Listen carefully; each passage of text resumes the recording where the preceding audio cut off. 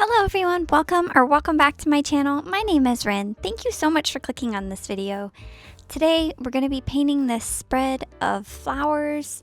To be honest, lately I've been struggling with a little bit of art block and I didn't really know what to paint or to draw for this video. And then my mom suggested doing some flowers, and I thought that was a great idea because it is springtime and I'm just where I live. I'm starting to see some flowers bloom and the trees are all starting to get buds on them. So it felt very appropriate and very spring themed. So I decided to work in my actual watercolor sketchbook. I'm not sure if this is linked in the description. I will try to link it if I don't already have it linked. I love this sketchbook. I haven't worked on actual watercolor paper in so long, and I've missed it so much. Working on this painting and working on actual watercolor paper and just having the paint blend so easily and being able to layer so much while doing this was so nice and so refreshing. And I think I'm going to end up probably trying to paint more in this sketchbook than my Royal Talons one. I've talked so much about the Royal Talons sketchbook in my videos already, but I really do love it for sketching. I love the size of it so much, but when it comes to like the practicality of trying to layer with watercolors and getting your watercolors to blend really well, it just does not compare at all to watercolor paper.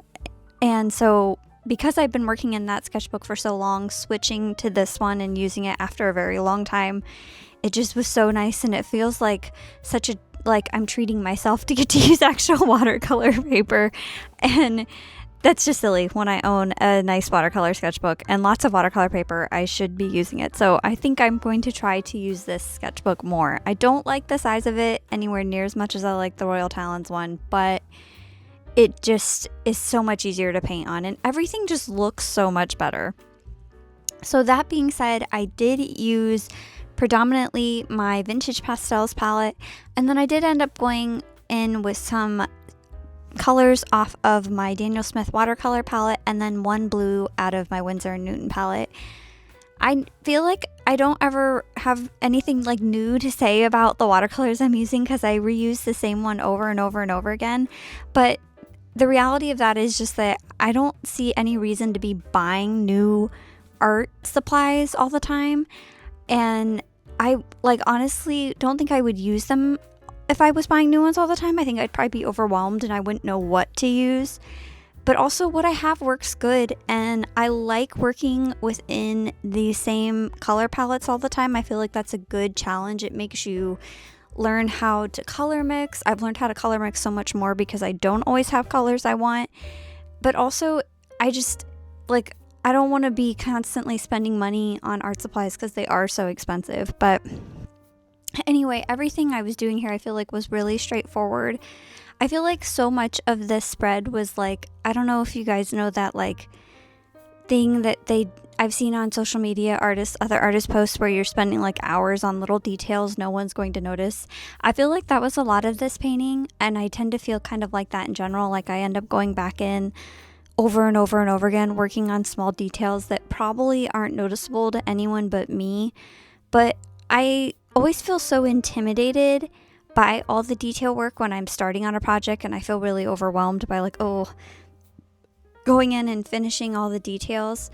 But once I start doing it, I really love doing all the detail work. I feel like it's just so nice to see everything come together, and it just really brings your paintings to life. I also did kind of, not really, but a very rushed version of underpainting on some of this. So you could see with the strawberries I am painting right now, I did put down that yellow first, and then I went over it with some orange. It's called terracotta, the color terracotta in the Vintage Pastels palette, and then some pink and then some mauve, and then I went over top of that even. I layered more with purple, but just laying down that shade of yellow all over first. I also did that on the flower, the strawberry plant flower. I did that on the viola. Here I'm going back in with some darker purple. I ended up deciding I wanted to go in with some darker shades just to really pump up the contrast and add more visual interest and make it look more interesting or just stand out more, I guess. And then starting on this flower, I originally had just planned on having it go from like one shade of blue to another shade of purple.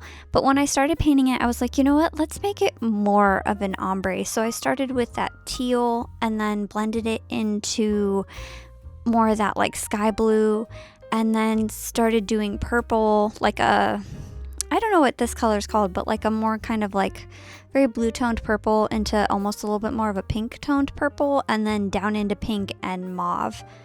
All these colors, like I said, are from my Vintage Pastels palette. I feel like this page is a good example of all the colors you get from the Vintage Pastels palettes. It's pretty much all of these plus a gray and a black. I think 2 shades of gray and a black. So really nice if you like these more dusty, soft, whimsical colors.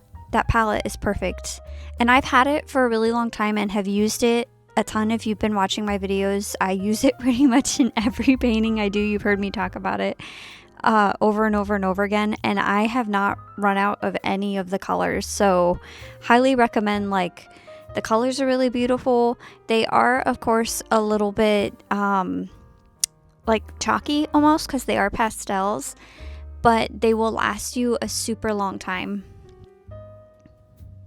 And then here I am going in with that same dark purple and some dark pinks. The darker tones are from the Daniel Smith watercolor sample page, just to line the flowers and make them pop out better as well.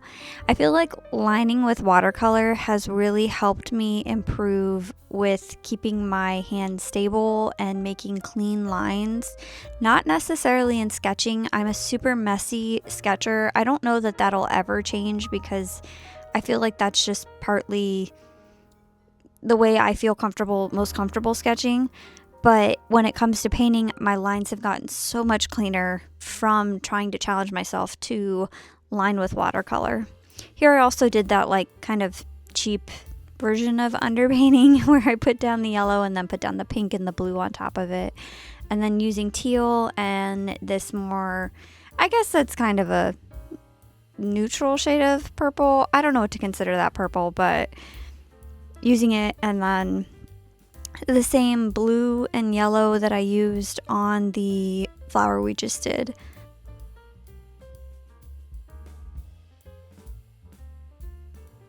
I really love mixing like all these different colors on the greens and the flowers as well, just taking creative liberties to add lots of splashes of color and make the artwork more whimsical instead of trying to be super strict about keeping it like super realistic and making it look exactly how it would look in nature.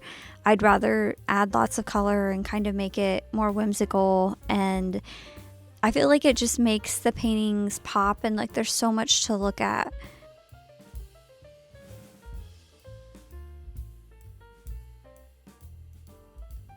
Painting Lily of the Valleys too always makes me think of Animal Crossing. Not that I've ever gotten to 5 stars on my island, but it always makes me think of Animal Crossing, which makes me super happy. And I always love to like look at artwork of them or paint artwork of them. I think they're really fun. Also, that darker yellow I used was from it's almost like a golden yellow. That's from the Daniel Smith watercolor palette as well.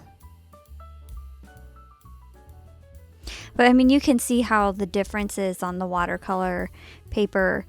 It just, all the colors blend together so well, especially when you're using this many different colors and like trying to blend things together and layer things. It just oh, it's so nice. I feel like your artwork like looks so much better too when you're using like the proper kind of paper. I also just love this like watercolor sketchbook anyway. It's got like a floral print on it. It's very nice. I have yet to run into any problems with it, so that's super nice. And this is how it turned out. I hope you enjoyed this video. If you are still watching, as always, thank you so much. That helps my channel so much. I really appreciate it. If there's anything you'd like to see me draw, let me know down in the comments below, and I will see you in the next one. Remember to be kind and stay cozy.